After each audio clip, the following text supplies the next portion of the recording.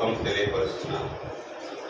ఈ ప్రత్యేకమైన కూడిక 15వ తారీఖు ఆగస్టు మాసము 2025వ సంవత్సరంన ప్రభు మనకు అనుగ్రహించిన మంచి అవకాశం,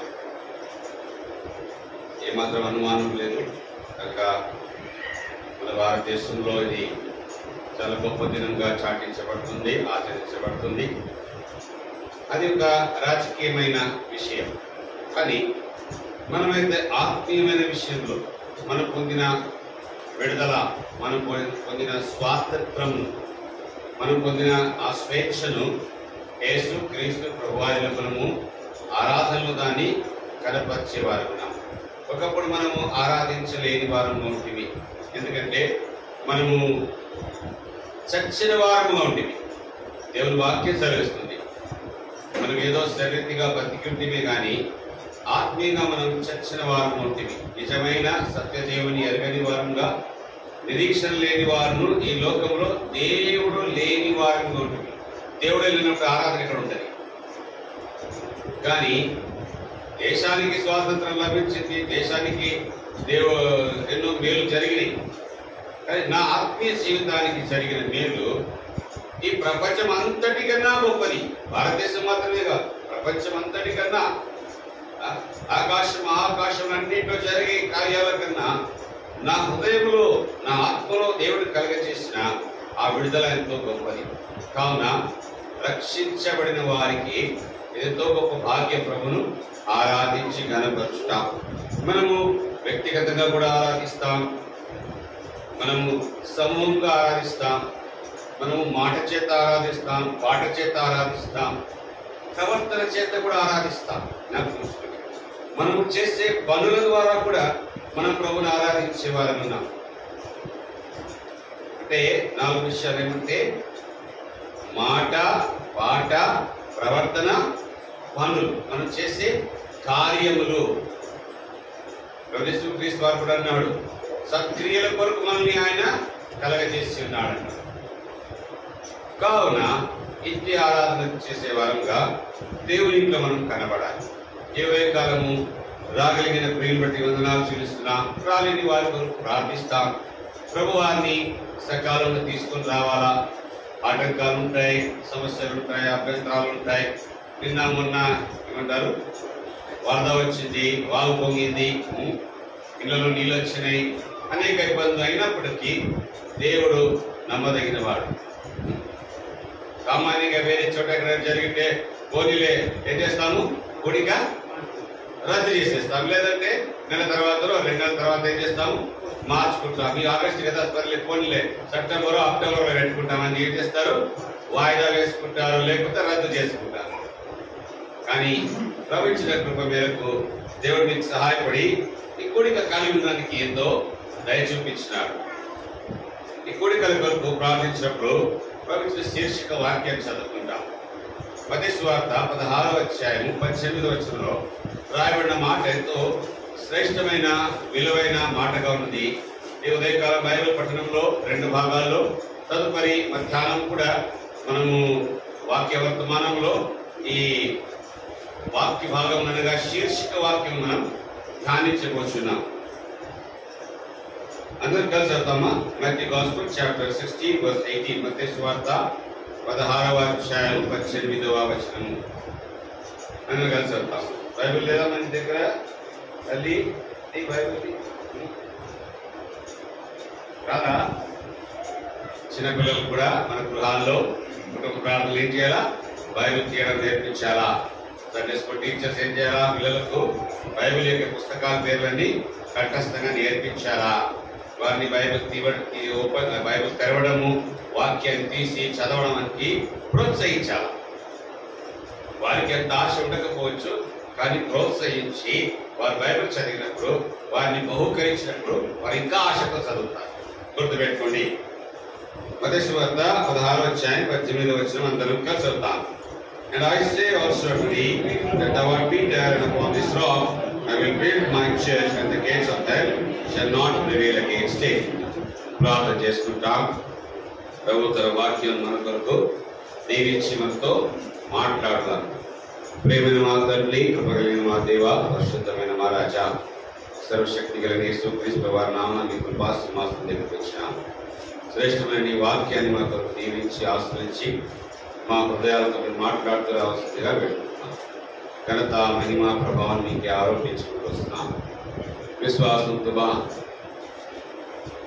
హృదయాన్ని, మనస్సును, మనస్సాక్షిని, తలంపులను, ఆలోచనలను పరిశుద్ధమైన యేసుక్రీస్తు వారి రక్తం ద్వారా కడిగి పరిశుద్ధపరచమని మీ చేతికి అప్పగించుకుంటున్నాం. ఆ ప్రోక్షంతో మమ్మల్ని శుద్ధి చేసి మీ సన్నిధిలో మీ స్వరాన్ని వినే భాగ్యం దయచేయమని ప్రార్థిస్తున్నాం.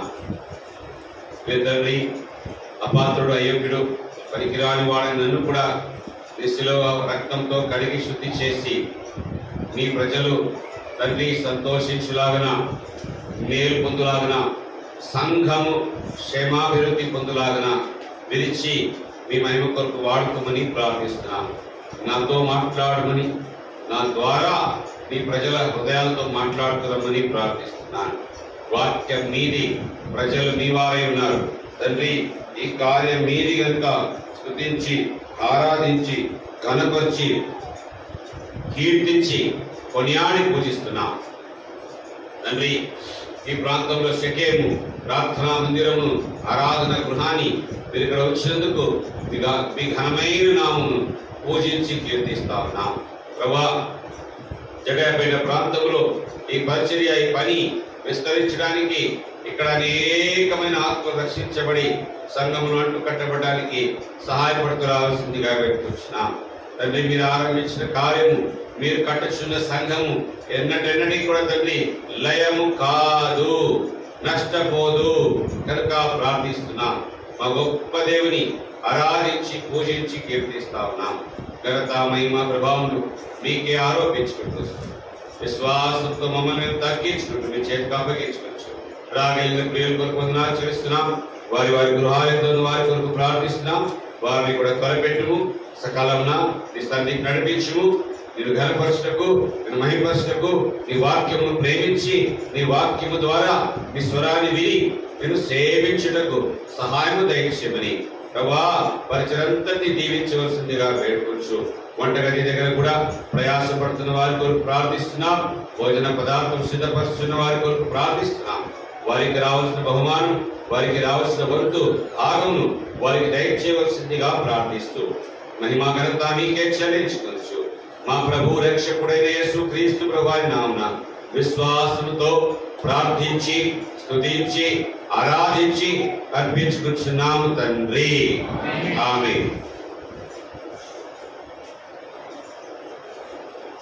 మత్తయి సువార్త 16వ అధ్యాయం 18వ వచనంలో మధ్య భాగంలో ఉంది. తెలుగు చదవండి. నేను ఇంగ్లీష్ బైబిల్ వాడుతున్నాను. తెలుగులో చదివి సహాయపడండి.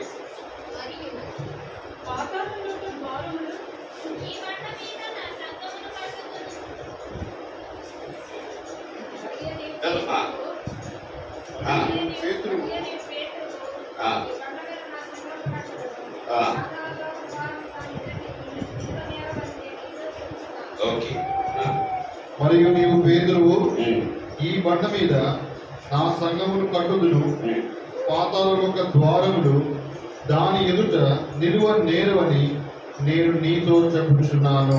తెలుగు భాషలో ఆ విధంగా రాయబడుతుంది, తర్జుమా చేయబడుతుంది. నేను ఆంగ్లంలో చదువుతున్నాను, చదవండి. And I say also unto thee the word Peter, and upon this rock I will build my church, and the gates of hell shall not prevail against it. నా సంఘమును కట్టుదునని తెలుగులో ఉంది, కానీ ఇంగ్లీష్ అంటే నా సంఘమును నేను కట్టుదును. నా శీర్షిక ఏమంటే నేను. ఎవరు చెప్పింది ఇది? నేను చెప్పింది కాదు, ఏ దైవ సేవకుడు చెప్పింది కాదు, బస్సిగా చెప్పింది కూడా కాదండి. ఎవరు చెప్పింది ఇది? యేసు క్రీస్తు ప్రభుల వారు చెప్పారు. యేసు చెప్పింది కాదు ఇది. ఎవరు చెప్పారు? ప్రభు అయిన యేసు క్రీస్తు వారు చెప్పినారు. జాగ్రత్త, ఆయన యేసు కాదండి, ఆయన యేసు కాదు, ఆయన ప్రభు అయిన యేసు క్రీస్తు. పలుకుతే పూర్తి పేరు పలుకు, లేకపోతే నాలుక తీసి పారేసి అంతే. ప్రభు అయిన యేసు క్రీస్తు వారి పేరు పలకడానికి కూడా నీకు నాలుక రాకపోతే అది పనికిమాలిన నాలుక. రాలిపోతాయి, వాడిపోతాయి. దానికన్నా ముందే తీసేసారు. ఏముంది అలా? ఇది కాదు, ఇది తీయాలా. ఆ బుర్రలో ఉంది కదా, యేసు అని పడింది కదా, అది తీసేయాలా. తీసేసి చేపెట్టుకోవాలా?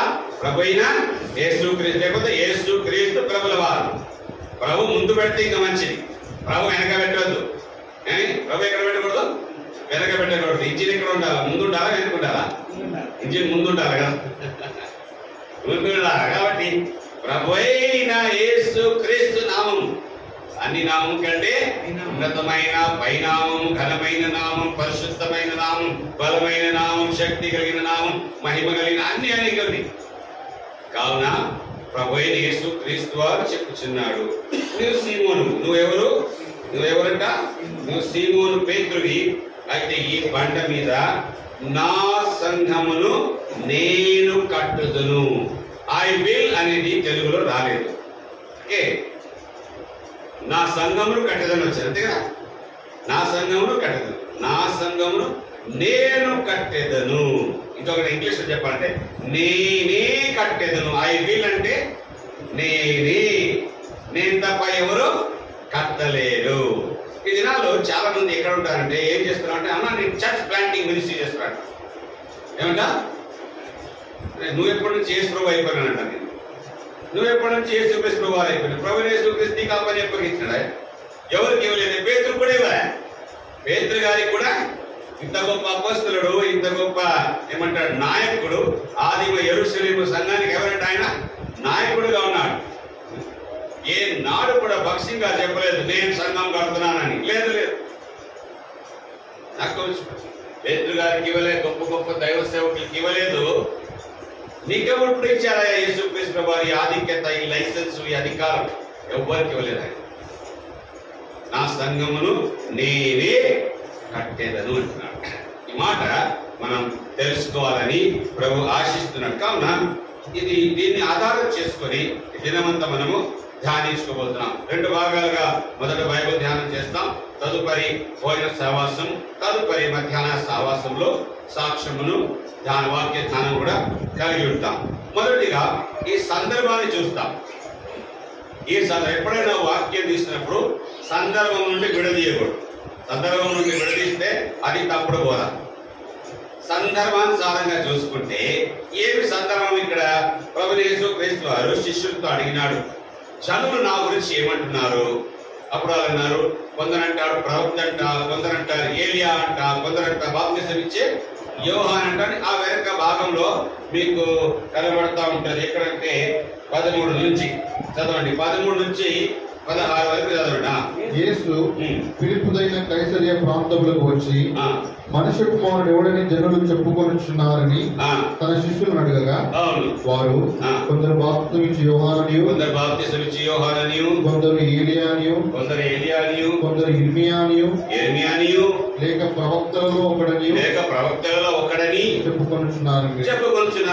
అనేకులు అనేక విధాలుగా ప్రభు అయిన యేసు క్రీస్తు వారు ఈయన అని వారి వారి ఊహ కొలది, వారి వారి గ్రాహ్యం కొలది, వారి వారి తెలివితేటలు కొలది చెప్తున్నారు. అయితే ఆయన మీరైతే నేను ఎవరినని చెప్తున్నారు వారిని అడిగినప్పుడు అందుకు సీమోను పేతురు అందుకు ఎవరు జవాబు ఇవ్వలేదు, ఒక్కడే జవాబు ఇచ్చాడంట.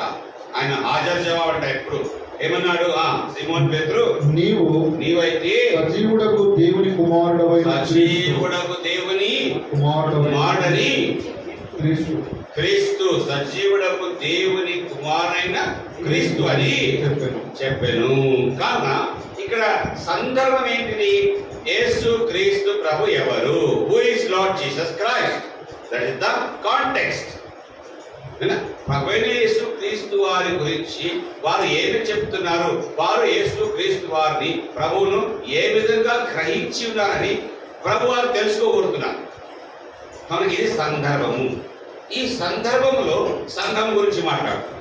ఈ సందర్భంలో ఎవరు మాట్లాడతారు? పేతురు గారు మాట్లాడలేదు. ఎవరు మాట్లాడారు? ప్రభు యేసు క్రీస్తు వారి సంఘం గురించి మాట్లాడారు. పేతురు చెప్పింది ఏంటిది? నీవు జీవం గల దేవుని కుమారుడైన క్రీస్తు అని. You are the son of the Christ, the son of the living God. జీవం కలిగిన దేవుని కుమారుడైన క్రీస్తు నీవే. అనేకులకు అనేకమైన ప్రత్యక్షలు కలవు. అనేకులకు అనేకమైన ప్రత్యక్షతలు కలవు. మనం ఎవరిని పట్టుకొని చెప్పడానికి లేదు, అయ్యా నువ్వు మా ప్రత్యక్షతకి రావాలి థ్యాంక్ యూ అన్నారు. వేసుకోకపోతే చాలా అపాయం. అందుకే మా చెల్లెలాంటిది మీరు మంచిగా ఉండాలని మేము కోరుతాం. కాబట్టి ఇప్పుడు చాలా మందికి అనేక ప్రత్యక్షాలు ఉంటాయి. మనం బలవంతంగా పట్టుకుంటే మా దగ్గరికి రావాలా, మేము చెప్పిందే చేయాలా, మాలాగానే చేయాలా అట్లా చెప్పడానికి లేదు. ఒక్కొక్కరికి ఒక్కొక్క ప్రత్యక్షత, వారు కలిగిన ప్రత్యక్షత ప్రకారం ఒకడు బాప్తిసం ఇచ్చే యోహాను అనుకుంటే అనుకొని పోని, ఇంకొకటి ఏలియా అనుకుంటే అనుకొని పోని, ప్రభునేసు వారు అందరినీ పట్టుకుంటా పోలేదు. మీరందరూ ఎక్కడ నన్ను బాప్తిసం ఇచ్చే యోహాను అంటారు, నన్ను ఎవరిని పట్టుకొని రాలేదు. అపోస్తలుడైన పేతురుకు ఒక ప్రత్యక్షత కలిగింది. ఏమన్నాడు యేసుక్రీస్తు ప్రభువారు అక్కడ అంటాడు 17వ వచనంలో, అందుకు యేసు ప్రభువారు సీమోను బర్యోనా అనగా యోనా కుమారుడైన సీమోనా, నీవు ధన్యుడవైతివి, పరలోకమందున నా తండ్రి ఈ సంగతి నీకు బయలుపరచలే కానీ నరుడు నీకు బయలుపరచలేదు. It is not by flesh and blood, రక్త మాంసము కింద పుట్టినట్లు. కాబట్టి పిల్లలు కింద పుట్టినట్లు అంటే ఫ్లెష్ అండ్ బ్లడ్, రక్త మాంసం ద్వారా ఈ బయలుపరపు రాలేదు. ఎక్కడి నుంచి వచ్చింది? పరలోకమున్నమా నా తండ్రి నీకు బయలుపరిచినది. కాబట్టి ఇప్పుడు ముందున్న వచనములు అనగా 15వ వచనంలో 14వ వచనంలో కలిగిన బయలుపరపు పరలోకమున్న తండ్రి నుండి రాలేదు. ఎక్కడి నుంచి వచ్చింది? రక్తమాంసం నుండి వచ్చింది, శరీరం నుండి వచ్చింది, లోకం నుండి వచ్చింది, మనుషులలో నుండి వచ్చింది. అర్థమవుతుందా? ఇప్పుడు జాగ్రత్త గమనించండి. బయలుపరపులు ప్రత్యక్షతలు మనుషుల నుండి కూడా వస్తాయి, ప్రజల నుండి కూడా వస్తాయి. ఎందుకంటే ఒక్కొక్కరికి ఒక్కొక్క ఆలోచన వస్తుంది. ఇప్పుడు ఇక్కడ కూర్చున్నాము, ఇంచుమించు ఒక 40 మంది ఉన్నాం. 40 మందికి 40 ఏమున్నాయి? బుర్రకాయలు అంటారు, ఏమంటారు మీరు? ఇక్కడ ఏమంటారు? తలకాయ లోపల ఏముంది? బుర్ర, మెదడు ఉంది, బుర్ర ఉంది. అందరికీ పనిచేస్తుంది కదా, అందరికి ఏదో ఒక ఆలోచన వస్తుంది. ఇలా కడితే చిన్నపిల్లలు అడిగితే వాళ్ళకు కూడా ఆలోచన అంటారు. ప్రతి ఒక్కరు వారి ఆలోచన చెప్పినా చెప్తాడు. కాబట్టి అది ఇక్కడ నుండి వచ్చింది, రక్త మాంసం నుండి వచ్చింది, శరీరం నుండి వచ్చింది, లోక సంబంధమైన వాటి నుండి వచ్చింది. పరలోకం నుండి వచ్చిన బయలుపరుపు, పరలోకం నుండి వచ్చిన ప్రత్యక్షత. అదేంటిది? నీవు జీవం కలిగిన దేవుని కుమారుడైన క్రీస్తు అని. ఈ ప్రత్యక్షత ఎంతో విలువైన ప్రత్యక్షత. ఇప్పుడు ఏం చూస్తున్నామంటే సందర్భం ఏంటిది? Who is the lord Jesus Christ, ఎవరు? ప్రభువైన యేసు క్రీస్తు వారు అనేది. కాబట్టి జవాబు ఏమొస్తుంది? ఆయన జీవం కలిగిన దేవుని కుమారుడైన క్రీస్తు. ఈ జవాబు మన హృదయంలో ఉండాలి. ఈ జవాబునిగా, ఈ ప్రత్యక్షతగా ఈ విశ్వాసం. ఈ రోజు మనం ఏదో ప్రత్యక్షత పొందడానికి పోయారు. వాక్యంలో మనకు అప్పటికే ఏమైంది? దొరికింది. వాక్యంలో రాయబడిన మాటను మన హృదయానుసారం ఏం చేయాలా? అంగీకరించాలా. అపోస్తుల కార్యముల దినాలలో ఫిలిప్ అనేవాడు, ఆయన సమరయలో సువార్త ప్రకటిస్తూ అనేకులు రక్షించబడుతున్నారు, బాప్తిస్తున్నాడు, గొప్ప ఉద్యమం జరుగుతూ ఉంటే అకస్మాత్తుగా దేవుడు తనకు ప్రత్యక్షం అంటాడు, నువ్వేం చేయమంటే ఏమంటారు? అరణ్యంలోకి వెళ్ళమంటారు. ఎక్కడికి వెళ్ళమంటారు? అరణ్యంకి వెళ్ళిపోండి. అక్కడికి వెళ్తే అక్కడ ఒకడు ఒంటరిగా పోతున్నాడు. ఇక్కడ రథంలో ఒకడు ఒంటరిగా పోతా ఉన్నాడు. ఆయన ఎవరంటే ఒక నపుంసకుడు. ఆయన ఒక నపుంసకుడు, కూషు దేశస్థు యొక్క కందకే రాణి యొక్క ఏమంటారు? కోశాధికారి. తెలుగు చదవండి. యాక్ట్స్ చాప్టర్ 8 అపోస్తలుల కార్యం 8వ వచనం. అప్పుడు ఐథియోపియా రాణి అయిన కందాకే క్రింద మంత్రిగా ఉన్న యొక్క ధనాగారం అంతటికి మీదనున్న ఐథియోపియుడైన ఒక నపుంసకుడు ఒంటరిగా వెళ్తా ఉంటే అతడు యెషయా గ్రంథం చదువుతున్నాడు. ఫిలిప్ అతని దగ్గరికి వెళ్ళినప్పుడు ప్రభు అంటాడు, అతన్ని అడుగు, అర్థమవుతుందని. నీకు అర్థం కాదు, రా ఎక్కున్నాడు. ఆ రథం ఎక్కించుకున్నప్పుడు ఫిలిప్ గారు ఏం చేశారంటే ఆ నపుంసకునికి, ఆ మంత్రికి, ఆ కూషి ఇథియోపియునికి సువార్త అంతా ప్రకటించాడు. యేసు క్రీస్తు యొక్క సువార్తకి తెలియచేసెను. 35వ వచనము.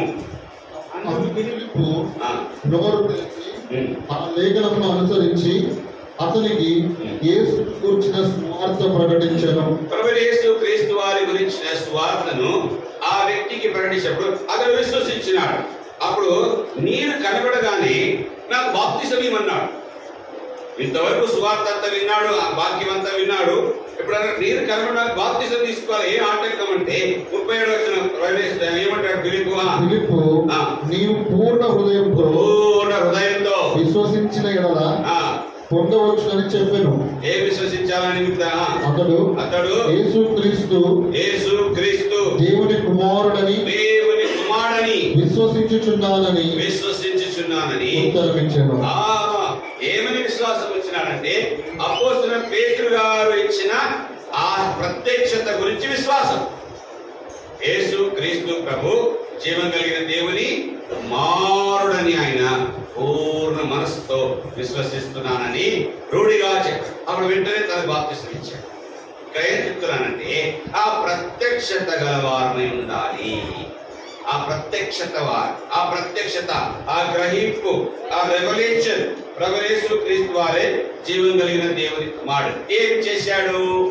నా పాపముల కొరకు శిలువలో ప్రాణం పెట్టాడు. నా పాపము నుండి నన్ను విడిపించడానికి క్రయం చెల్లించినాడు. నా పాప విమోచన క్రయధనముగా తన పరిశుద్ధ రక్తాన్ని చిందించినాడు. సమాధి చేయబడ్డాడు. 3వ దినం తిరిగి లేచినాడు. శిలువలో మరణించినాడు, రక్తం చిందించినాడు, సమాధి చేయబడ్డాడు. 3వ దినం తిరిగి లేచినాడు. లేచి ఉన్న ప్రభువైన యేసు క్రీస్తు వారు నువ్వు నమ్మినవా? పూర్ణ హృదయంతో ఆయన్ని విశ్వసించినవా? నీకు ఈ ప్రత్యక్షత మీద విశ్వాసం ఉంది అన్నాడు. ఈ విశ్వాసం ఏం చేస్తుందంటే అప్పుడు ప్రభువైన యేసు క్రీస్తు వారు ఒక మాట అంటాడు. చూడండి, అక్కడ ఏమంటాడు? బండ అనే మాట వస్తుంది. అక్కడ 18 ఈ బండ మీద మరియు నువ్వు పేతురు ఈ బండ మీద నా సంఘమును కట్టుదును. కాబట్టి ఇక్కడ ఏమంటున్నాడు? బండ. ఈ బండ అంటే ఏంటిది? ఈ ప్రత్యక్షతయే బండ. పేతురు కాదు బండ. పేతురు అనే మాటకు అర్థం ఏమంటే రాయి, లేకపోతే రాతి ముక్క. చిన్న రాయి, చిన్న రాతి ముక్క, బండలో నుండి చెక్కబడి తీయబడిన ముక్క. ఏ బండలో నుండి నీవు తీయబడితీవో దాన్ని ఏం చేస్తామట? మరిచిపోతీవి.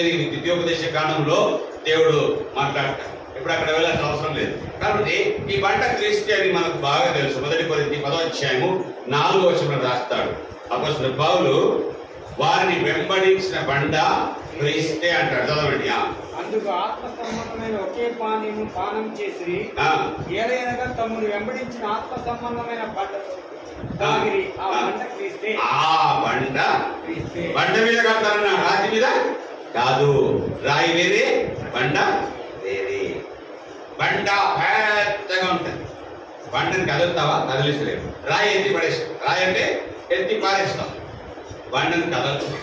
కాబట్టి ఇప్పుడు మనం బండ గురించి ధ్యానించడానికి రాలేదు. నేను కట్టెదలు అనే దాని గురించి ధ్యానించాను. కాబట్టి బండ గురించి తెలుసుకో. అంటే ప్రత్యక్షతయే బండ. విశ్వాసము, ప్రభువైన యేసు క్రీస్తు వారిని అంగీకరించడము, పాపక్షమాపణ పొందడము, మారు మనసు పొందడము, నూతన జన్మాను పొందడము, ఇదే బండ. రాజైన దావీదు అంటాడు 40వ కీర్తన 2వ వచనం చదవండి. కీర్తన 42 చికటగల దొంగ చదవండి. Psalm 40 and verse 2. నాశనకరమైన గుట్టలో నుండి చికటగల దొంగ ఊపిలో నుండి ఆయనను పైకెత్తెను. నా పాదములు బండ మీద నిలిపి. ఎక్కడ నిలిపినాడట? బండ మీద నిలిపి నా అడుగులను స్థిరపరిచినట్టు. ఇది రక్షణానుభవం అంటాం. ఆ నాశనకరమైన చికటగల దొంగ ఊపి ఏంటిది? మన పాపపు జీవితం. మనం ఏ పాప జీవితంలో జీవితాశ్రమో పుట్టక నుంచి అక్కడ ఉన్నాం. పుట్టినప్పటి నుంచి ఆ చికటగల దొంగ ఊపిలో, ఆ నాశనకరమైన గుంటలోనే పడి ఉన్నాం. అక్కడ నుండి మనల్ని పైకి లేవనిచ్చినట్టే రక్షించినాడు. ఈ రక్షణానుభవము, ఈ ప్రత్యక్షత దేవుని వాక్యం ద్వారా పొందుకుంటున్నాం, సువార్త ద్వారా పొందుకుంటున్నాం. ప్రభు యేసు క్రీస్తు వారి యొక్క శిలువ ప్రేమ ద్వారా దీన్ని మనం గ్రహిస్తున్నాం, తెలుసుకుంటున్నాం. అపోస్తలుడైన పేతురుకి ఎవరు ప్రత్యక్షపరిచారంట? పరలోకమున్న తండ్రి. పరలోకమున్న తండ్రి ప్రత్యక్షపరిచినాడు. మనకు కూడా పరలోకమున్న తండ్రి ఈ వాక్యం ఇచ్చినాడు. ఈ వాక్యం ఇచ్చిన దేవుడు పరలోకమున్న తండ్రి ఇచ్చినాడు. This is God's word. ఏమంటారు? ఇది దేవుని వాక్యము, పరిశుద్ధ గ్రంథం, దేవుని లవ్ లెటర్ అంటారు. గాడ్స్ లవ్ లెటర్, దేవుని యొక్క ప్రేమావతారం ఇది. ఇది మనకు యేసు క్రీస్తు ప్రభువారి యొక్క ప్రత్యక్షతనిచ్చింది. అంటే సువార్త, ఆయన గురించి తెలుసుకున్నప్పుడు, విశ్వసించినప్పుడు బండ మీద తీసుకొస్తారు. ప్రత్యక్షత, బండ. బండ తర్వాత ఇంకొక మాటకు వస్తాడు చూడండి. అప్పుడు మాట్లాడతాడు ఏమంటే, నా సంఘము నేను కట్టెదు. ముందు ప్రత్యక్షత, తర్వాత బండ. ప్రత్యక్షతను తెలుసుకొని విశ్వసించి అంగీకరించి దాని మీదకి మనం హృదయపూర్వకంగా విశ్వాసం ఇచ్చినప్పుడు బండ మీదకి వస్తాం. బండ మీద తర్వాత ఏమిటంటే నా సంఘము. బండ మీద ఏమిటంట? సంఘం. కాబట్టి ప్రత్యక్షత తెలియకపోతే ఏం తెలియదు, బండ తెలియదు. బండ తెలియకపోతే ఏం తెలియదు, బండ మీద ఉన్న సంఘం తెలియదు. దేవుడు మోషే గారికి ఒక మాట అన్నాడు. ఇశ్రాయేలు ప్రజలు దాహంగా ఉన్నప్పుడు అక్కడ ఒక బండ ఉందన్నాడు. ఏమన్నాడు? బండని ఏమన్నాడు? ఏమన్నా కొట్టుకున్నాడు. పైన ముందు ఏమన్నాడు? కొట్టుకున్నాడు. చదువుతామని నిర్గమాకాండము, నిర్గమాకాండం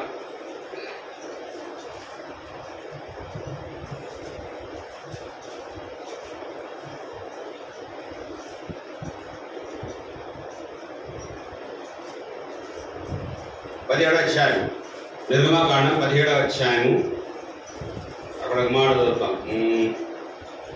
అది 6వ వచనం. ఇదిగో అక్కడ, జాగ్రత్త జాగ్రత్త గమనించండి. ఇదిగో అక్కడ హోరేబులోని బండ మీద నేను నీకు ఎదురుగా నిలిచెదను. నీవు ఆ బండను కొట్టగా ప్రజలు త్రాగుటకు దానిలో నుండి నీళ్లు బయలుదేరునని మోషేతో సెలవీయగా, మోషే ఇశ్రాయేలీయుల పెద్దల కర్రలు ఎదుట అట్లు చేసెను. ఇంగ్లీష్ లో I will stand upon the rock అన్నాడు. I read in English. Behold, I will stand before thee there upon the rock. Upon the rock. ఎదురుగా అంటే ఎదురుగా అంటే బండ మీద నేనా అర్థం? అంతేనా? అర్థం. ఓకే. నాకు తెలుగు అంత రాదండి, నేను తెలుగు చదువుకునే వ్యక్తిని కాదు, తెలుగు మనిషిని కాదు. కాబట్టి తెలుగులో తప్పైతే క్షమించాలా. కాబట్టి బండ మీద ఎవరున్నారు? బండ మీద ఎవరున్నారు? ఎవరున్నారు? మోషే కాదు. ప్రభు అంటాడు, బండ మీద నేను నిలబడతా. బండ మీద నేను నిలబడి నువ్వేం చేయాలా? బండను కర్రతో కొట్టాలా. ఇప్పుడు పిల్లలు, ఇప్పుడు నేను నిలబడలేనండి, ఇక్కడ లేచి నిలబడలేను. ఎవరైనా పిల్లల్ని తీసుకొచ్చి దీని నిలబడతా బల్ల మీద. బల్ల అంట బండ, బల్లని బండ అనుకుంటా. పిల్లల్ని తీసుకొచ్చి బల్ల మీద నిలబెడతాం. ఒకరి చేత పెద్ద కర్ర తీసుకొచ్చి బల్లని కొట్టాయి. ఎవరు తగులుతుంది? బల్ల తగులుతాయా? పిల్లలు తగులుతాయా? మరి తగిలింది ఎవరికి అక్కడ? ఆలోచించిన ఎప్పుడైనా ఇన్నిసార్లు చదివింటావు, ఎన్నిసార్లు చదివింటావు. దేవుడు బండను కొట్టాడు, మోసే బండను కొట్టాడు, నీళ్ళు వచ్చినాయి. బండను కొట్టాడు, నీళ్ళు వచ్చినాయంట. ఏడ బండను కొట్టాడు ఆయన? కొట్టింది ఎవరిని? ప్రభువైన యేసు క్రీస్తు వారిని. బండ మీద నిలబడి ఉన్నాడు కదా, బండ మీద నేను నిలబడతాను, నన్ను బండను కొట్టుకున్నాడు. బండ మీద నిలబడి ఉన్న వ్యక్తికి ఆ దెబ్బ తగిలిందంట ఇక్కడ సిలువలో. కాబట్టి ఇప్పుడు ఆ ప్రత్యక్షత తెలుసుకుంటే బండని తెలుసుకుంటాం. బండని తెలుసుకుంటే బండ మీద ఉన్న వ్యక్తిని తెలుసుకుని ఆయన ఎవరు? యేసు క్రీస్తు. ఇక ఆ బండ మీద నా సంఘము నేను కడతాను. బండ మీద యేసు ప్రభు వారి మీద సంఘము. ప్రభు యేసు క్రీస్తు వారే పునాది. 1 కొరింథీ 3వ అధ్యాయము, 1 కొరింథీ 3వ అధ్యాయము 11వ వచనం. వేయబడిన పునాది తప్ప మరి ఒకడు వేయలేడు, ఆ పునాది క్రీస్తులోనే.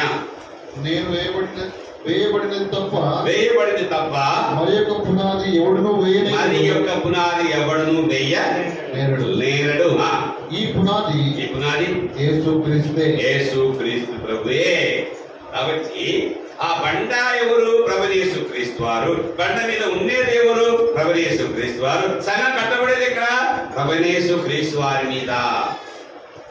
యేసుక్రీస్తు వారి. ఇప్పుడు సంఘం తెలుసుకోవాలండి. ప్రత్యక్షతను తెలుసుకుంటే బండను తెలుసుకుంటాం. బండను తెలుసుకుంటే బండ మీద ఉన్న యేసు ప్రభువాన్ని తెలుసుకుంటాం. యేసు ప్రభువాన్ని తెలుసుకుంటే సంఘాన్ని తెలుసుకుంటాం. సంఘం యొక్క సత్యాన్ని తెలుసుకుంటాం. చాలా మంది ఏమనుకుంటారంటే సంఘం అంటే షేకేం అనుకుంటారు. షేకేం కదా, షేకేం. చాలా మంది ఏమనుకుంటారు ఈ జగాయపేట ఎప్పుడు జగారెడ్డి కూడా ఉంటుంది. జగాయపేటలో ఉండే షేకేమే సంఘం అనుకుంటారు. కాదండి, ఇది సంఘంలో ఒక చిన్న అణు అంతే. మన శరీరము ఎన్ని అణువుతో తెలుసా? అణు అంటారా? సెల్స్ మాలిక్యూల్స్ అణు. ఎన్ని కణాలు ఉన్నాయి మన శరీరంలో. అట్లనే క్రీస్తు సంఘము, ప్రభువైన యేసు క్రీస్తు వారి సంఘము సార్వత్రిక సంఘం. ఆ సంఘంలో కోట్ల మంది ప్రజలున్నారు. వారు కూడుకొని వచ్చే స్థలంలో వారు సహవాసం. ఇది షెకెం అనేది సహవాసం. సంఘం అది మనం ఆ సంఘంలో ఒక చిన్న అంగము, ఒక చిన్న భాగము, ఒక చిన్న అణు అండి. ఇప్పుడు మనం ఏం తెలుసుకోవాలంట? ఆ పూర్తి సంఘం తెలుసుకోవాలి. అప్పుడు ఆ ప్రభువైన యేసు క్రీస్తు నా సంఘము నేనే కట్టదు. ఇప్పుడు ప్రత్యక్షతను తెలుసుకుంటే, ఇక్కడ సందర్భానుసారంగా చెప్తున్నాను, ప్రత్యక్షతను తెలుసుకుంటే బండను తెలుసుకుంటాం. ఓకే, బండను తెలుసుకుంటే క్రీస్తుని తెలుసుకుంటాం. క్రీస్తుని తెలుసుకుంటే సంఘమును తెలుసుకుంటాం. కాబట్టి సంఘమును తెలుసుకుంటే, సంఘం యొక్క ప్రత్యక్షతను తెలుసుకుంటే అక్కడ ఏమంటాడు? పాతాళలోక ద్వారము. అర్థమేంటిది? పాతాళలోక ద్వారము దాని ఎదుట నిలవనేరదు. మా సంఘము జయించే సంఘం.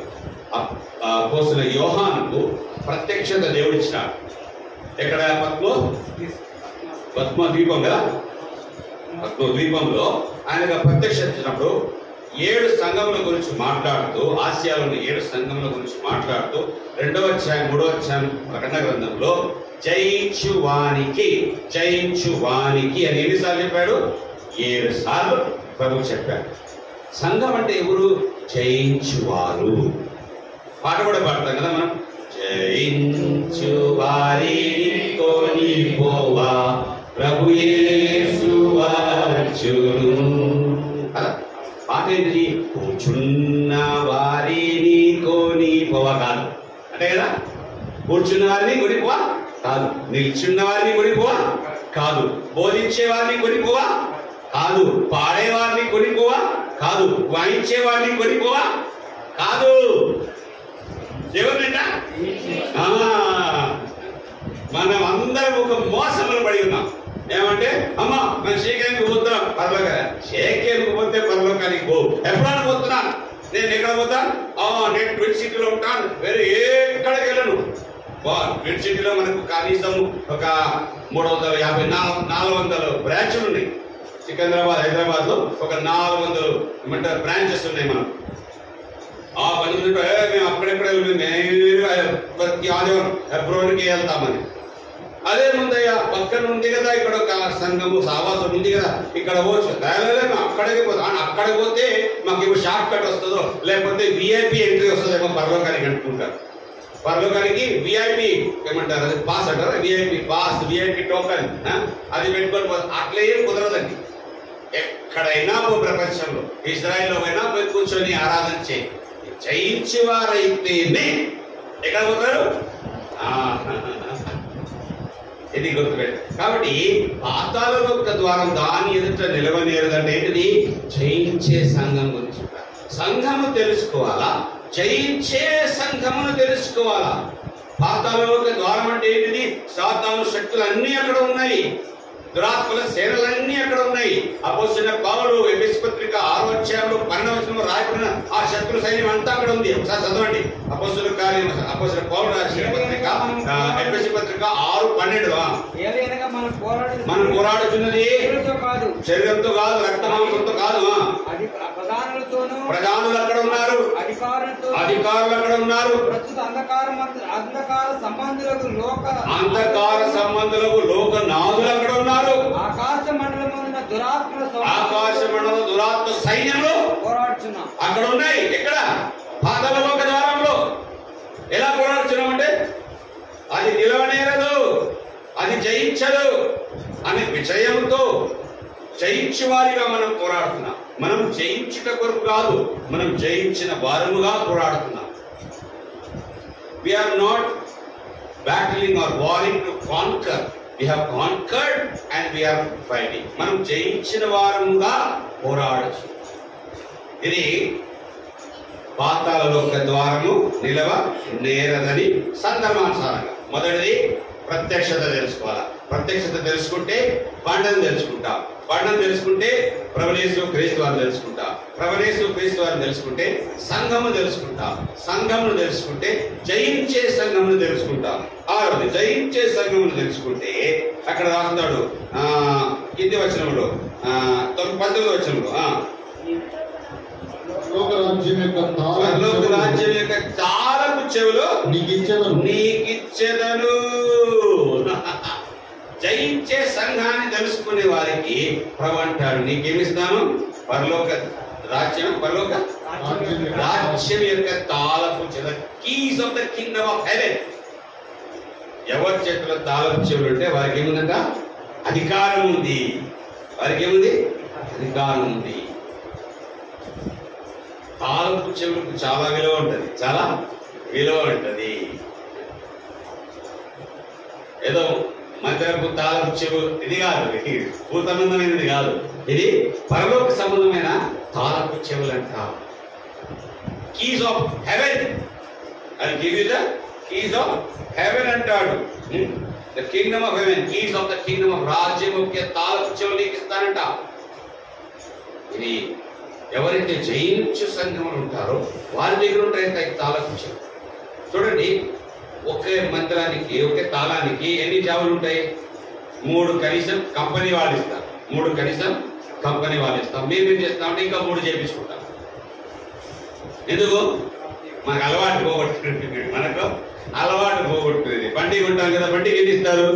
2 ఇస్తారు, అంతే కదా. ఒకటి పోయిందంటే ఇక ఒకటే మిగతా, వెంటనే ఏం చేస్తాం? ఇంకొకటి డూప్లికేట్ చేయించుకుంటాం. మేము అట్లా కాదు, బండి కొన్నప్పుడే ఇంకొకటి చేసుకుంటాం. ఎందుకు? ఎప్పుడు పోగొట్టుకుంటామో తెలియదు. మనకేముంది? మధ్య మార్పు ఉంది. ఎప్పుడైనా తాళం పోగొట్టుకుంటాం. అట్లా ప్రభుయేసు క్రీస్తు వారు జయించే వారందరికీ ఆ పరలోక రాజ్యం యొక్క తాళపు చెవులు ఇచ్చాడు. ఇది దేవుని వలన ఇవ్వబడిన అధికారము. ఆయన కుమారులకు ఆయన ఏమిచ్చాడ? అధికారం అప్పగిస్తాడు. ఆ తప్పిపోయిన కుమారుడు, చిన్న కుమారుడు ఇంటికి తిరిగి వచ్చినప్పుడు ఆయనకి ఏమిచ్చాడంట? పాదములకు జోడ్లు, చేతికి ఉంగరం. పాదం జోడ్లు, చేతి ఉంగరం, 2 కూడా ఆయన అధికార స్థానాన్ని చూపిస్తా ఉంది. ఆయనకు ఇవ్వబడిన తాళపు చెవులను చూపిస్తా ఉంది. చివరిగా ఇక్కడ ఏం చూస్తున్నామంటే 19వ వచనం ముందంటాడా, భూలోకమందు దేని బంధించదో అది పరలోకమందును బంధింపబడును, భూలోకమందును దేని విప్పుతావో అది పరలోకమందును అతనితో చెప్పారు. ఇప్పుడు ఆ తాళపు చెవులను ఇచ్చు, ఆ తాళపు చెవులతో ఏమి చేయమంటున్నాడు? ఏ పని చేయమంటున్నాడు? ఒకటి బంధించేది, ఒకటి విప్పేది. ఏది బంధిస్తావో అది బంధించబడుతుంది, ఏది విప్పుతావో అది విప్పబడుతుంది. కాబట్టి మనం ఏం బంధించాలా? సేవను బంధించి పెట్టాలా? సువార్తను బంధించాలా? ఏమి చెప్పండి? ప్రజలను దేవుడి ఇంటికి రాకుండా బంధించి పెట్టాలా? అలా చేస్తున్నారు ఈ దినాల్లో చాలా మంది, అలా చేస్తున్నారు. ఇది మా ఏరియా, నువ్వు జగాయిపేట వచ్చి ఎట్లా సువార్త చెప్తావు? కొంతమంది ఎట్లుంటారు చూసారా? అట్లా కనబడారు మీకు. మా ఏరియాకు చిన్న సువార్త చేస్తావా? ఎవరు పర్మిషన్ ఇచ్చారు? అరే ఏంటయ్యా ఇది? ఎప్పుడు మనం ఇండియా పాకిస్తాన్ అయినాం? భారతదేశం అంతా నాకు స్వాతంత్రం ఉంది, స్వేచ్ఛ ఉంది. నేను ఎక్కడైనా పోయి నిలబడి ఎక్కడైనా స్వార్త చెప్తా. స్వార్త చెప్పినంటే దానికి రావాల్సిన ఏమంటారు ప్రతిక్రియ వేరే ఉంది. కానీ చాలా మంది సేవకులు, పాస్టర్లు ఏమంటారు, మా ఏరియాకి వచ్చి నువ్వు ఏదో వాళ్ళకి వాక్యం చెప్తున్నావు, మా ఏరియాకి వచ్చి నువ్వు ఎందుకు మీటింగ్ పెడుతున్నావు ఇట్లా అంటారు. అంటే ఏమో ఏరియాలు పంచుకున్నట్టు. ఇది ఒక తండ్రికి ఉన్న ఆస్తులు ఏం చేస్తున్నారంట? పొలాలు ఉంటాయి కదా, ఇక్కడ కూడా వ్యవసాయం ఉన్నారు కదా, ఇక్కడ కూడా వ్యవసాయమా, ఇక్కడ కూడా వ్యవసాయం ఎక్కువ. ఒక తండ్రికి 4 కుమారులు ఉన్నారు అనుకోండి, 4 కుమారులు ఏం చేస్తారంటే తండ్రి పొలాలు ఏం తీసుకున్నారు, పంచుకున్నారు అనుకోండి. 4 ఎకరాలు ఉన్నాయి, 4 ఒక్కొక్క ఎకరం తీసుకున్నాడు, 4 ఒక్కొక్క ఎకరం తీసుకున్నాడు. ఏదో ఒక అన్న కానీ తమ్ముడు కానీ పక్కన వాళ్ళ సహోదరు పొలంలో ఏదైనా ఒక పని చేస్తే మా పొలంలోకి వచ్చినావా, ఆక్రమించుకోవడానికి చూస్తున్నావా, నా ఆత్మలు తీసుకోబోతున్నావా, నా గొర్రెలు లాక్కోబోతున్నావా, ఇట్లా ఏం చేస్తున్నట్ట ఆటంకపరుస్తున్నారు. చాలా మంది ఇట్లా బంధిస్తున్నారు. సేవ జరగకుండా, స్వార్థ జరగకుండా, పరిచయం జరగకుండా. పరిచయం ఎక్కడ జరిగినా సరే ప్రోత్సహించండి అయ్యా. నీ ఇంటి పక్కన జరిగినా సరే ప్రోత్సహించయ్య. ఎందుకు? అపోస్తలుడైన పౌలు అన్నాడు, ఏ విధము చేతనైనను సరే భిక్ష చేతనైన క్రీస్తు నామం ప్రకటించబడితే నేనేం చేస్తాను? నేను సంతోషిస్తాను, నేను దానికి తోడ్పడతాను, నేను దానికి దోహదగా ఉంటాను, నేను దానికి సహాయపడతానని అపోస్తలుడైన పౌలు. మనం ఏం చేస్తుంటాం? ఈ మాన్యం అట్లా వచ్చి ఇక్కడ నువ్వు పోయి ఎక్కడ ఎవరు పోలకల్లో పోయి ఇక్కడ ఎందుకు వచ్చినావు, ఇక్కడ నీకే పని అనరాదు, అట్లా రాదు. మనమందరం ప్రభుయేసు క్రీస్తు వారికి జత పనివారం అంట. అక్కడే మొదటి కొరింథీయులో చెప్తాడు, అది తర్వాత జత పని. అది కూడా నేను మళ్ళా మీకు ఎక్స్ప్లెయిన్ చేస్తాను. కాబట్టి ఏమి బంధించాలా, ఏమి విప్పాలా? బంధించేది ఏంటిది? సాతాను క్రియలు బంధించే అధికారం ఇచ్చాడు. ఏదైనా సాతాను క్రియలను బంధించే అధికారం ఇచ్చాడు. శత్రువు యొక్క కార్యాలను బంధించే అధికారం ఇచ్చాడు. Bind the powers of darkness అంటారు. అంధకార శక్తులను బంధించమన్నాడు. అపవాది క్రియలు బంధించాలి. పాపం యొక్క ఏమంటారు మోసకరమైన మోసపూరితమైన విషయాలను బంధించాలి. మన బిడ్డల జీవితంలో అయినా సరే, మన కుటుంబ జీవితంలో అయినా సరే, సంఘంలో అయినా సరే, సహవాసంలో అయినా సరే, ఏదైతే దేవుని చిత్తానుసారమైనది కాదో దాన్ని బంధించాలా. దేవుని వాక్యాన్ని బంధించేది కాదు. అపోస్తలుడు అంటాడు, నేను బంధకాలు ఉన్నాను కానీ దేవుని వాక్యం ఎన్నడూ ఏం లేదట బంధించబడదు. దేవుని వాక్యం ఎన్నడూ బంధించబడదు. దేవుని వాక్యం ఏం కావాలా? స్వేచ్ఛతో, స్వాతంత్రంతో వెల్లడిపరచబడాలా. పరిశుద్ధాత్మను బంధించొద్దు. చాలా మంది ఏంటంటే పరిశుద్ధాత్మను కట్టి పెట్టేస్తారు. నేను చెప్పదు, నాకు ఇష్టపడిన నేను చేస్తాను, నాతో పరిశుద్ధాత్మ ఉన్నాడు కానీ గమ్మునుండాలా, అక్కడ కూర్చోవాలా, అట్లా కుదురుతుంది. పరిశుద్ధాత్మకి ఏమి ఇవ్వాలా? స్వేచ్ఛ, స్వాతంత్రం ఇవ్వాలా. ఆయన పరిశుద్ధాత్మ దేవా నా జీవితం అంతా విప్పి నీకు ఇచ్చేస్తున్నా, నువ్వు పని చేసుకో. వ్యక్తిగతంగా, కుటుంబంగా విప్పే విషయాలు.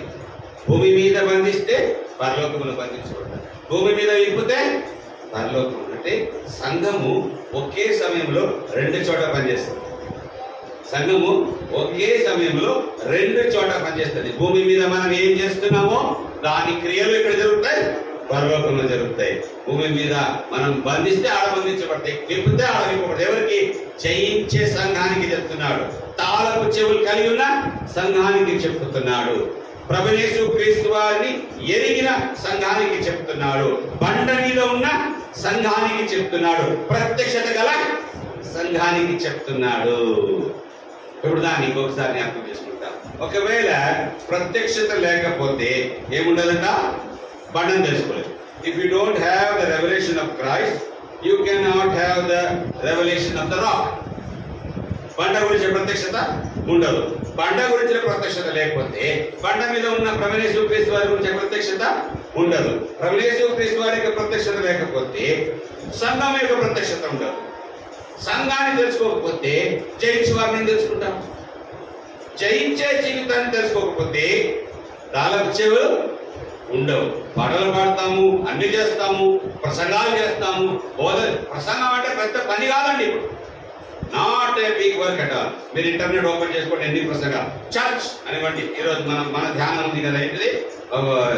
మత్తయి సువార్త 16:18. మీరు గూగుల్లో కొట్టి చూడండి, గూగుల్లో కొట్టండి. మాథ్యూ 16:18 సర్మన్ అంటారు ఇంగ్లీష్లో, దాన్ని సర్మన్ అంటారు. ఎన్ని వస్తాయి మీకు? 1000 సర్మన్ వస్తాయా? 10,000 వస్తాయా? లక్ష వస్తాయి? ఎన్ని వస్తాయి? కోట్లలో వస్తాయి. కోట్లలో వర్తమానాలు వచ్చేస్తాయి. కాబట్టి వర్తమానం బోధన ముఖ్యమైనది కాదు. ఏం కావాలా? నిజమైన అనుభవపూర్వకమైన ప్రత్యక్షత కావాలి. ప్రత్యక్షత ఉంటే ఆ బండను తెలుసుకుంటాం, బండను తెలుసుకుంటే క్రీస్తుని తెలుసుకుంటాం, క్రీస్తుని తెలుసుకుంటే సంఘం తెలుసుకుంటాం, సంఘం తెలుసుకుంటే జయించువారైతాం, జయించువారైతే తాళపు చెవుడుంటే ప్రభు కొరకు సేవ చేయగలుగుతాం, ప్రభు కొరకు జీవించగలుగుతాం. లేకపోతే నిన్ను నువ్వే బంధించి కూర్చుంటాం, నిన్ను నువ్వే చేస్తాం. చాలా మంది సెల్ఫ్ బౌండ్ పీపుల్ ఉంటారు. అంటే నా వల్ల కాదండి, నేను చేయలేదండి, నాకు వద్దండి, నేను కాదండి, నేను అంటే వాళ్ళు ఏం చేసుకుంటున్నారు, కట్టి పెట్టుకుంటున్నారు. దేవుడిచ్చిన ఆధిక్యతలు, దేవుడిచ్చిన వరాలను ఏం చేస్తానంట, భూమిలో బాధి పెడుతున్నారు. అంతేగా 5 ఇచ్చిన వాడు ఏం చేశాడు, 10 చేశాడు. 2 ఇచ్చిన వాడు ఏం చేశాడు, 1 ఇచ్చిన వాడు ఏం చేశాడు, మూట కట్టి పెట్టాడు. మూట కట్టి పెట్టాడు. అంతే కదా, కట్టి పెడుతున్నాం. ఏం బంధిస్తున్నాం? జాగ్రత్త సుమా ప్రియులారా. దేవుని వాక్యం చెప్పినప్పుడు జాగ్రత్తగా గమనించాలా. ఈ అద్భుతమైన మాట మత్తయి సువార్త 16వ అధ్యాయంలో మనం చూస్తాం. ఇప్పుడు సందర్భం నుండి బయటకు వస్తాం. ప్రభు ఏమిటంటే, నేను కట్టెదను, ఐ విల్ బిల్డ్. బిల్డ్ అంటే ఏంటిది? ఒక బిల్డింగ్ అంటే ఒక నిర్మాణం గురించి మాట్లాడతాం. ఒక బిల్డింగ్ అంటే ఏదైనా బిల్డింగ్ తీసుకోండి, చిన్న బిల్డింగ్ ఉండొచ్చు, పెద్ద బిల్డింగ్ ఉండొచ్చు. ఏ బిల్డింగ్ కట్టాలంటే 5 కావాలి. ఎంతమంది కావాలా? 5 కావాలి. 5 గుంపులు కావాలనుకోవచ్చు. 5 గుంపులు, 5 రకాలైన ప్రజలు కావాలి. 5 రకాలైన ప్రజలు కావాలి. మొట్టమొదటి ఎవరు కావాలంటే ఆ ఇల్లంతటికి యజమానుడు కావాలి. ఎవరు కావాలా? యజమాని అంటే is called the master builder. Is called the master builder. Or the author అంటారు, లేకపోతే దానికి కర్త అంటారు. ఏమంటారు దాన్ని? కర్త అని. ఆథర్ అంటే కర్త. బైబిల్ నేను అదే చదువుతాను కాబట్టి నేను బైబిల్ చదివితే చెప్తాను. అది ఎవరు చూడండి, ఎబ్రీ పత్రిక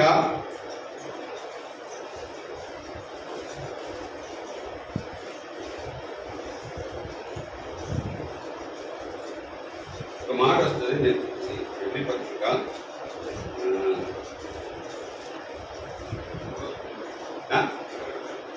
3rd verse. Okay, read it. Yes, 3rd chapter 4th verse. 3rd అధ్యాయం 4వ వచనం.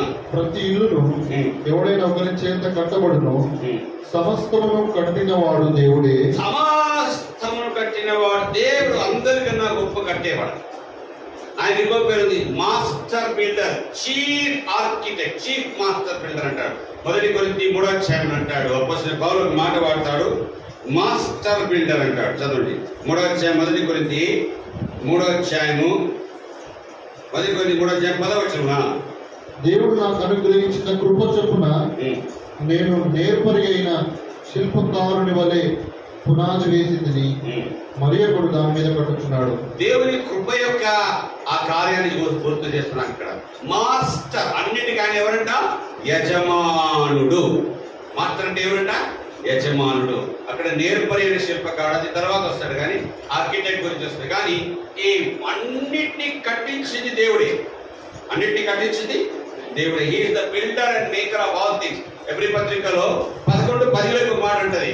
దానికి శిల్పియు నిర్మాణకుడు దేవుడే అంటాడు. చదవండి ఎబ్రీ పత్రిక 11:10 అబ్రహాం ఒక పట్టణం గురించి ఎదురు చూస్తున్నా. దేవుడు దేనికి శిల్పియు నిర్మాణకుడు ఉన్నాడు. పునాదులు గల పట్టణం కొరకు అబ్రహాం. అంటే ఎవరంట దేవుడు? ఇప్పుడు అన్నిటికీ ఆయన నిర్మాణకుడు, అన్నిటికీ ఆయన. He is the master builder. ఆయన ముఖ్యమైన వ్యక్తి. ఇప్పుడు అనుకోండి, ప్రసన్న ఇల్లు కట్టించుకున్నావా అని కదా. మీ ఇల్లు కట్టేటప్పుడు ఖర్చు ఎవరు పెట్టారు? మీరు పెట్టారా? మీ పక్కింటి వాడు పెట్టారా? మీ ఫ్రెండ్స్ పెట్టినారు కదా, పెట్టలేదా? బంధువులు వచ్చి పెట్టారా?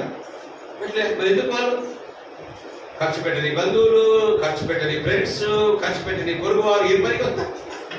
ఏమంటారు? నీ ఇల్లు నువ్వు కట్టుకో, మాకేముంది అంటారు. నీ ఇల్లు నువ్వు కట్టుకో. అంటే ఇల్లు కట్టేటప్పుడు అక్కడ 127వ కీర్తనలో కూడా అంటాడు, యెహోవా ఇల్లు కట్టించని. అంటే ఇల్లు కట్టేటప్పుడు ఆ ఎవరు కట్టిస్తున్నారో ఆయన యజమానుడు అంటారు, ఆయనని ఓనర్ అంటారు. యజమాని అంటారు, మాలిక్ అంటారు, ఇంకేమైనా అనండి. కాబట్టి ఆయన అన్నిటికీ అన్ని బాధ్యత ఎవరిది? ప్రతి పైసా ఎక్కడి నుంచి వస్తుంది? ఆయన జోబు నుంచి. అంతే కదా. ఇప్పుడు నేను ఇల్లు కట్టిస్తాను అనుకోండి, జోదం చెప్తాను, జోదమయ్యా నేను ఇల్లు కట్టిస్తున్నాను, 10 లక్షలు ఇవ్వండి ఉంటాడు. ఓ అన్న పో, వేరే ఎవరు దొరకలేదా నీకు? మీటింగ్ రమ్మంటే వస్తాను, పాట పాడమంటే పాడతాను, వాక్యం చెప్పమంటే చెప్తాను, మీ ఇంటి వరకు నేను ఇక్కడి నుంచి ఖర్చు పెడతాను. కామనే కదా. కాబట్టి బాధ్యత అంతా ఎవరిది? ఎవరిది? అందుకంట నా సంఘమును నేను ఒక బిల్డింగ్ చూస్తాము. ఒక బిల్డింగ్ లో ఎవరైతే ఓనర్ ఉంటాడో, ఎవరైతే మాస్టర్ ఉంటాడో ఆయన అన్ని బాధ్యత అంతయు ఆయనది, ఆయన కొరకే. అది మనము ప్రకటన గ్రంథం చదువుతాం. ప్రకటన గ్రంథము 4వ అధ్యాయం, revelation chapter 4. Everything was built by him, for him, through him. Verse చెప్పండి. 11వ వచ్చింది రైట్. 11వ వచ్చింది, 4వ అధ్యాయం 11వ వచ్చింది రైట్. ప్రభువా మా దేవా, నీవు సమస్తమును సృష్టించితివి, సమస్తమును సృష్టించితివి, నీ చిత్తమును బట్టి అవి ఉండెను, దానిని బట్టి సృష్టింపబడెను గనుక నీవే మహిమ ఘనత ప్రభావములు పొందనరుడవని చెప్పు. అన్ని ఆయన చిత్తం కొరకే, ఆయన కొరకే, ఫర్ హిస్ ప్లెజర్ అంట. తెలుగులో రాలేదు. It is for your pleasure, నీ సంతోషం కొరకు. అంతే కదా. అవునా కదా ప్రసన్న? ఇల్లు కట్టించుకున్నాడు, ఎవరు కట్టించినావు? వీధిలో పోయి వాళ్ళందరూ చెప్తావా, అయ్యా నేను ఇల్లు కట్టించుకున్నాను, మీరందరూ వచ్చి మా ఇంట్లో ఉంటే నేను రోడ్డు మీద ఉంటానన్నావు అంటావా? ఎందుకు? ఎవరు సంతోషం కొరకు కట్టించినాయా? For you and your family. నీ కొరకు, నీ కుటుంబం కొరకు, మీ అమ్మ నాన్న, మీ భార్య, పిల్లలు, వారి కొరకు మీరు ఏం చేస్తున్నారు? ఇల్లు కట్టించుకుంటున్నారు. అదే కదా. దేవుడు కట్టించేది ఆలోచించండి. ఆయన చిత్తానుసారంగా ఆయన సంతోషం కొరకు చేయాలయ్యా. మన సంతోషం కాదు ఇక్కడ ముఖ్యమైనది. ఇక్కడ ముఖ్యమైనది మనం తీర్మానించడానికి ఏం లేదు. తీర్మానం కూడా అయింది. ఒకవేళ అనుకోండి, ఇప్పుడు ప్రసన్న ఇల్లు కట్టిస్తా ఉన్నాడు. ఒక జస్ట్ ఒక అనుకోవడానికి అంటున్నాను. నేను వచ్చాను, ఈరోజు పరిచయకి వచ్చాను, ప్రసన్న ఇల్లు కట్టిస్తున్నాడు, నేను వచ్చి చూశాను, అట్లా ఎట్లా కడుతున్నాను. నేను ఆ పనివారిని పిలుస్తాను. పనివారిని పిలిచేసి రండి పని చేయండి, ఈ బెడ్రూమ్ ఇక్కడ పగలవండి, బెడ్రూమ్ ఏది ఇక్కడ తీసేయండి, ఈ బెడ్రూమ్ తీసేసి ఇక్కడ కిచెన్ పెట్టండి, ఆ టాయిలెట్ ఉంది కదా ఆ టాయిలెట్ తీసేసి కిచెన్ అక్కడ పెట్టండి. ప్రసన్న తెలియదు. నేను ఏం చేస్తున్నాను? ఇవన్నీ చేసేసి పోతున్నాను. ఆ పనివారు అలా చేశారనుకోండి, ప్రసన్న ఏం చేస్తారు? వాళ్ళు నేను చెప్పినట్టు ఆ పనివారు చేసేసారనుకోండి, ఆ బెడ్రూమ్ పగలబట్టి ఏం చేశారు?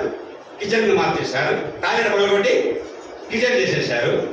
నేను వెళ్ళిపోతా వచ్చాను. ప్రసన్న వచ్చి చూశాడు, ఇదేదయ్యా నా ప్లాన్ అంతా ఏం చేశారు? మార్చి పడేశారు. అయ్యా మీ దొర వచ్చాడు కదా, ఆ తెల్లబెట్టేసుకుని వచ్చాడు కదా, ఆ మాస్టర్ గారు వచ్చాడు కదా, ఆయన చెప్తే మారుతావా?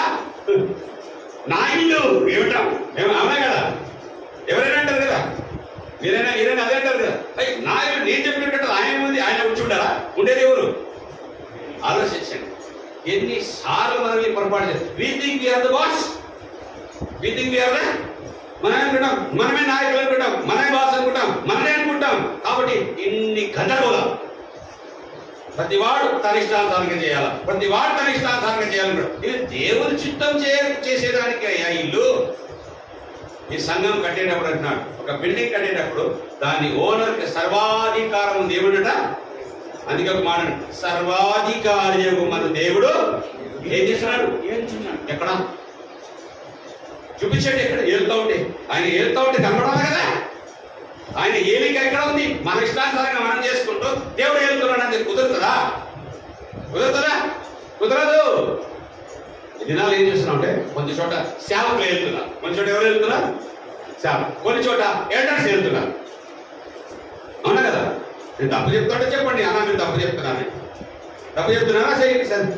కొన్ని చోట డబ్బులున్న వాళ్ళు వెళ్తున్నారు, ఎవరి చేతిలో డబ్బులు ఉన్నాయి వాళ్ళే వెళ్తున్నారు. అంతే కదా? నేను అబద్ధం చెప్తా అంటే మీరు చెప్పవచ్చు, అంత లేదన్నా మీరు అబద్ధం చెప్తున్నా. ఒకవేళ జగ్గాయపేటలో లేకపోతే వెరీ హ్యాపీ. నేను ఇంతకుముందు ఎప్పుడు వచ్చాను? నాకు కొత్త గుర్తురాదు. 2012లో వచ్చిన నాకు అసలు మెమరీ పోయింది.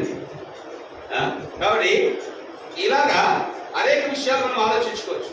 దేవుని చిత్తమే ఉండాలా, దేవుని సంతోషం కొరకే చేయాలి. అన్ని కూడా ఆ దేవాది దేవుని కొరకు. ప్రభువైన యేసుక్రీస్తు వారి సంఘానికి ఎవరంట? శిరస్సు అంట. అంతే కదా? మన శరీరంలో నడిచేదంతా కూడా ఎక్కడ నుంచి? ఇక్కడ చేస్తే కాలు చేతులు అన్ని కూడా ఇష్టానుసారంగా పోతా ఉంటే తలకాయ మన శిరస్సు మాట వినకుండా పోతా ఉంటే ఏమవుతుంది? పని జరుగుతుందా? పని జరుగుతుందా? ఈ చేయంటది వంట చేస్తాను, ఈ చేయంటది గిన్నెలు తోముతాను, ఈ కాలంటది బట్టలు ఉతుకుతాను, ఈ కాలంటది బజార్కి వెళ్తాను. ఏమైతుంది? ఏమైతుంది? ముక్కలు ముక్కలు అయిపోతుంది. అందుకే దినాల్లో సంఘాలు ఏమవుతున్నాయి? ముక్కలు అయిపోతుంది. అర్థమైంది కదా?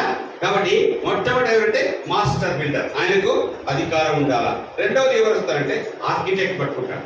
ఆయన ఏం చేస్తాడు? ఒక ఆర్కిటెక్ట్ అంటారు. తెలుగులో ఏమంటారు? ఆయన్ని శిల్పి అనొచ్చు కదా, శిల్పి అనొచ్చు కదా. ఆర్కిటెక్ట్ ఏం చేస్తాడు? ఒక బ్లూ ప్రింట్ వేస్తాడు, ఒక నక్ష చేస్తాడు. దాన్ని కొన్ని చోట్ల అమోనియా ప్రింట్ కూడా అంటారు. ఇక్కడ ఏమంటారు తెలుసు? ప్లాన్ అంటారు. ప్లాన్ మామూలు కాగితం మీద వేయరు, ఇట్లాంటి కాగితం మీద ప్లాన్ వేయరు. దానికి ఒక సెపరేట్ కాగితం ఉంటుంది, పెద్దగా ఉంటుంది. అంటే పెద్దగా దాన్ని ప్రింట్ చేయడానికి, దాన్ని కొట్టడానికి కూడా సెపరేట్ మషిన్స్ ఉంటాయి. అమోనియా ప్రింటింగ్ అంటారు దాన్ని. అది 10 కాదు, 20 కాదు, 100 కాదు, 1000 సంవత్సరాలైనా కాదు, ఏం కాదు, అది పోదు. అట్లాంటి కాగితం మీద ఏం చేస్తారు? బ్లూ ప్రింట్ వేస్తారు. దాన్ని బ్లూ ప్రింట్. అది పరిశుద్ధాత్మ, ఇది ఆర్కిటెక్ట్. చూడండి, ఇంటికి యజమాని ఒకడే ఉండదు అంతే కదా. ప్రసన్న కంటే ఇంటికి ప్రసన్న కూడా నేను కూడా యజమానా కాదు, ఒక్కడే ఆయన, అంతే కదా. అన్నా కదా? మీరు కట్టే ఇంటికి మీరే యజమాని. దేవుడు కట్టే ఇంటికి దేవుడు ఒకడే యజమానుగా ఉంటాడు. రెండవది ఆర్కిటెక్ట్ ఒకడే ఉంటాడు. ఒక ఇల్లు కట్టడానికి 4 ఆర్కిటెక్ట్ తీసుకుంటే ఏమైంది? 4 రకాల ప్లాన్ ఇస్తాం, అవునా కదా. ఇది తీసుకోవాలా, ఇది తీసుకోవాలా, ఇది తీసుకోవాలా, అది మనకేమైపోతుంది? కన్ఫ్యూషన్. మనకేమవుతుంది?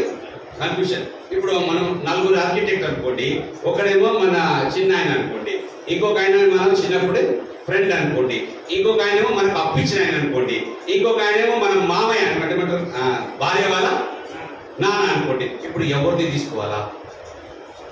ఇప్పుడు చిన్న ఆయన తీసుకోకపోతే ఏమవుతాడు? ఆయన కొబ్బరి నా కొడక నువ్వు తీసుకోవాలి. ఇప్పుడు ఫ్రెండ్ తీసుకోకపోతే ఏమంటాడు? నీ ఫ్రెండ్షిప్ అంతేనా? నీ ఫ్రెండ్షిప్ అప్పులు ఇచ్చిన తీసుకోకపోతే ఏమవుతుంది? పోయేమో అప్పులు ఇచ్చిన ప్లాన్ తీసుకోకపోతే వెంటనే చేస్తాడు, నా పైసలు నా డబ్బులు. మామయ్య గారు తీసుకోకపోతే ఏమవుతుంది? ఏమవుతుంది?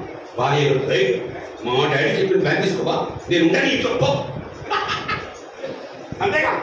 అంటే మా నాన్న చెప్పింది తీసుకో. మా నాన్న ఎంత పెద్ద ఆర్కిటెక్ట్ తెలుసా నీకు? మా నాన్న హైదరాబాద్ ఎంత పెద్ద పెద్ద బిల్డింగ్ కట్టాడు తెలుసా నీకు? పెద్ద పెద్ద మాల్ కట్టాడు తెలుసా నీకు? మా నాన్న చెప్పింది ప్లాన్ తీసుకోమని చెప్పేసి అమ్మో. అందుకే ఒకే ఆర్కిటెక్ట్ పెట్టుకోవాలి, 4 పెట్టుకోదు. అది చిన్న అయినా పెట్టుకో, లేకపోతే మామయ్య పెట్టుకో, అప్పించిన అయినా పెట్టుకో, లేకపోతే ఫ్రెండ్స్ అయినా పెట్టుకో, స్నేహితులైనా పెట్టుకో. 4 పెట్టుకోవచ్చు. ఒకటే ఆర్కిటెక్ట్. దేవుడు పెట్టేది ఒకటే ఆర్కిటెక్ట్. ఎవరు? యేసుక్రీస్తు వారి యొక్క పరిశుద్ధాత్మది. యేసు యొక్క ఆత్మ కూడా అంటారు. ఓల్డ్ టెస్టమెంట్ లో ఆయనకు యెహోవా ఆత్మ అంటారు. పాత నిబంధనలో the spirit of the lord, Yehova యొక్క ఆత్మ. కొత్త నిబంధనలో పరిశుద్ధాత్మ. కొత్త నిబంధనలోనే యేసు యొక్క ఆత్మ అంటారు. The spirit of Jesus Christ, ప్రభు యేసుక్రీస్తు వారి యొక్క ఆత్మ. అనేక పేర్లు ఉన్నాయి. ప్రకటనలో 7 పేర్లు ఉన్నాయి. 7 ఆత్మలు అంటాడు. 7 ఆత్మలు అంటే దేవునికి 7 ఆత్మలు ఉన్నాయని కాదు. ఒకే పరిశుద్ధాత్మ దేవుడికి 7 కార్యాలు ఉన్నాయి. అది తెలుసుకోవాలనుకుంటే పరిశుద్ధాత్మయు ఆయన కార్యం అనే పుస్తకం బక్సింగ్ గారి మీకు హెబ్రోన్లో దొరికితే తీసుకొని చదువుకోండి. అంతే కదా. బక్సింగ్ గారి బుక్ ఉంది ఒకటి, ఆయన రాయలేదు, ఆయన చెప్పిన వర్తమానం అది. Holy spirit and the work of the holy spirit. పరిశుద్ధాత్మ దేవుడు ఆయన కార్యమైన తెలుగు ఆయన పని, ఆయన ప్రాముఖ్యత. ఆయన only the English tighter his work and important. అది మీరు హెబ్రోన్లో బుక్ తీసుకొస్తే మీకు తెలుస్తుంది. 7 హోలీ స్పిరిట్ కాదు, 7 నేమ్స్ అండ్ 7 వర్క్. 7 పేర్లు, ఆ పేరుకు తగ్గట్టు పనులు. ఇప్పుడు పరిశుద్ధాత్మ దేవుడి దగ్గర ఏముండాలా? బ్లూ ప్రింట్ ఉండాలి. ఏముండాలా? ఇదిగో blue print, full blue print ఉంది. ఇది మారుతుందా అండి? దీన్ని మార్చితే ఏమైందని తెలుసా మీకు? ప్రకటనలో చెప్పాడు, ప్రభు చెప్పాడు. ఏమన్నాడు? ప్రకటన 22 అధ్యాయంలో ఏమన్నాడు? దీనిలో నుండి తీసేస్తే వాని పేరు తీసేస్తారు, దీనిలో జత చేస్తే ఆయనకు ఏమంట ఆ శ్రమలన్నీ ఆయనకు చదవండి. 22 అధ్యాయం మైక్లో 22:10 మైక్లో చదువుతాడు. ఈ గ్రంథమందున్న ప్రవచన వాక్యములను విను ప్రతివానికి నేను సాక్ష్యం ఇచ్చినది ఏమనగా, ఎవడైనను వీటితో మరి ఏదైనా కలిపినేలా ఈ గ్రంథంలో వ్రాయబడిన తెగుళ్ళు దేవుడు వారికి కలుగజేయును. ఎవడైనను ప్రవచన గ్రంథమందున్న వాక్యములలో ఏదైనా తీసివేసిన దేవుడు ఈ గ్రంథంలో వ్రాయబడిన జీవ వృక్షంలోను పరిశుద్ధ పట్టణంలోను వారికి పాలు లేకుండా చేసేస్తానంటున్నాడు. నువ్వు కలిపితే నీకు శిక్షలు కలుపుతానంటాడు. శిక్షలన్నీ నీ మీదకి రావిస్తాను. నువ్వు తీసేస్తే నిన్నే తీసి పడేస్తానంటాడు. అంటే ఈ మచ్చు అలాంటిది. ఈ మచ్చు మచ్చు అంటారు కదా, ఈ మచ్చు అలాంటిది. మ్యాప్ నమూనా మచ్చు నక్ష అంటారు. ఈ మ్యాప్ అంటే పుల్లైనా సున్నైనా తప్పిపోదండి. పరిశుద్ధాత్మ దేవుడు కట్టేవాడు. పరిశుద్ధాత్మ దేవుడు ఆర్కిటెక్ట్ అంట, ప్రధాన శిల్పి అంట. ఆయన ఈ మచ్చు ప్రకారమే కడతాడు. ఈ మచ్చును విడిచిపెట్టి ఆయన చెయ్యడు. ఆర్కిటెక్ట్ ఆయన. ఆర్కిటెక్ట్ ఏం చేస్తాడంటే ఆ మచ్చును తయారు చేస్తాడు. ఆయన కూర్చొని కట్టాడు. ఆర్కిటెక్ట్ ఏం చేస్తాడు? ఆయన ఆఫీస్లో కూర్చొని ఏం చేస్తాడు? మచ్చును తయారు. మచ్చు ఎవరికి ఇస్తారు? ఇంజనీర్కి ఇస్తారు. ఎవరికి ఇస్తారు? చూడండి, మాస్టర్ ఒకడే. మాస్టర్ అని చెప్పి ఇంగ్లీష్ వర్డ్ వాడతాం లేదు. మాస్టర్ ఒకడే. ఆర్కిటెక్ట్ ఎంతమంది? ఒక్కడే. ఇంజనీర్ ఎంతమంది కావాలా? ఇప్పుడు చిన్న ఇల్లు అయితే ఇంజనీర్ ఒక్కడు సరిపోతాడు. పెద్ద బిల్డింగ్ అనుకోండి, ఒక పెద్ద మాల్ కడుతున్నారు అనుకోండి, అంతే కదా. ఇప్పుడు మనమేమో చిన్న మందిరం కడుతున్నాం. ఎంత? 30x20, 30x20 లేకపోతే 40x20 అట్లా కడతాం. సతీష్ కుమార్ గారు అట్టగా ఎంత పెద్దగా కట్టాడు చూసారా? విజయవాడ దగ్గర ఎంత పెద్దగా ఉంది, ఎంత పెద్దగా ఉంది. ఓ, ఆయన మందిరమే కనీసం 3 ఎకరాలు. మందిరమే 3 ఎకరాలు. కేవలం మందిరం హాలే 3 ఎకరాలు ఉన్నాయంట. హాల్ మాత్రమే 3 ఎకరాలు. ఒకసారికి 50,000 మంది కూర్చోవచ్చారు. అంటే అంత పెద్ద భవనం కట్టించాలంటే ఎంతమంది ఇంజనీర్? ఒక ఇంజనీర్ అవుతుందా? కుదరదు. అలాగని దేవుని పని చిన్నది కాదు. దేవుని పని కోట కోట విస్తారమైనది. దేవుని పని ఏదో ఒక ఇంట్లో ఒక జగైపేట మాత్రం కాదు. దేవుని పని ఏదో ఆంధ్ర మాత్రం కాదు, తెలంగాణ మాత్రం కాదు, భారతదేశం మాత్రం కాదు. దేవుని పని ఎక్కడ ఉంది? సార్వత్రికంలో ఉంది. కాబట్టి ఇంజనీర్ ఎంతమంది కావాలి? చాలా మంది ఇంజనీర్ కావాలి. ఇంజనీర్కి ఏముండాలా? ఇంజనీర్స్కి ఏముండాలా? ఎప్పుడైనా రోడ్లో పోతాంటే రాయ మా ఇల్లు కట్టి ఇంజనీర్గా చేస్తానంటారా? ఏముండాలా? పట్టా ఉండాలి కదా. చదివిన పట్టా ఉండాలి కదా. చదువుకున్నోడు ఉండాలా?